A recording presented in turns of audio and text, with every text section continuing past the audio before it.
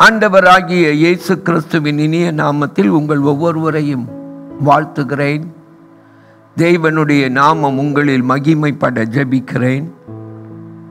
மத்தேயு எழுதின சுவிசேஷம் 8ஆம் அதிகாரம் 23வது வசனம் சொல்லுகிறது, இயேசு படவில் ஏறின போது அவருடைய சீஷர்கள் அவருக்கு பின் சென்று ஏறினார்கள். என கண்பானவர்களே, இயேசுவை பின்பற்றுவது எப்படி?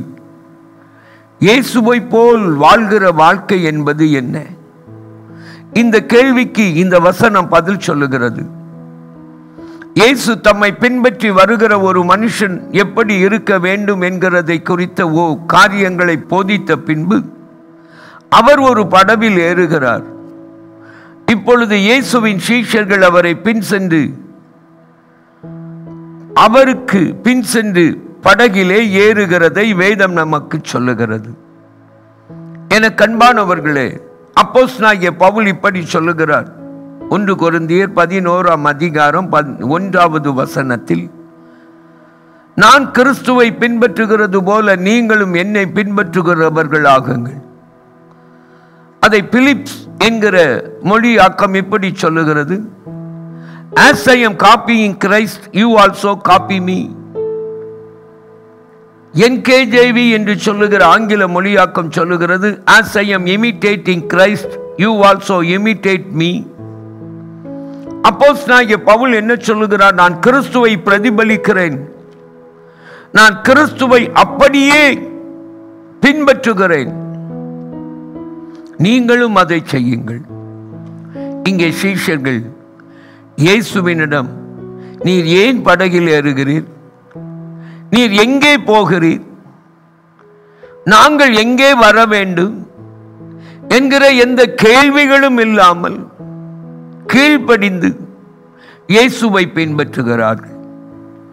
இயேசுவை பின்பற்றுதலுக்கு பின்னே கேள்விகளுக்கு இடமில்லை. நம்பிக்கைக்கும் விசுவாசத்திற்கும் அர்ப்பணிப்புக்கும் தான் இடம். என் கேள்விகளுக்கெல்லாம் விளக்கம் கிடைத்த பின்புதான் தீர்மானிப்பேன் என்பது அல்ல. இயேசுவை பின்பற்ற தீர்மானித்து விட்டேன். எந்த சூழ்நிலையானாலும் அவரை விட்டு விலகுவதில்லை. எந்த கேள்வியும் கேட்பதில்லை. காரணம், அவர் எனக்கென்று வைத்திருக்கிறவைகள் எப்போதும் சரியானவைகள், நேர்த்தியானவைகள், நன்மையானவைகள், மேன்மையானவைகள். இந்த உணர்வோடு அவரை பின்பற்ற அர்ப்பணிக்க கற்றுக்கொள்ளுங்கள், வாழுங்கள். இதுவே கிறிஸ்தவ வாழ்க்கையின் அர்ப்பணமுள்ள வாழ்வு. ஜெபிப்போமா?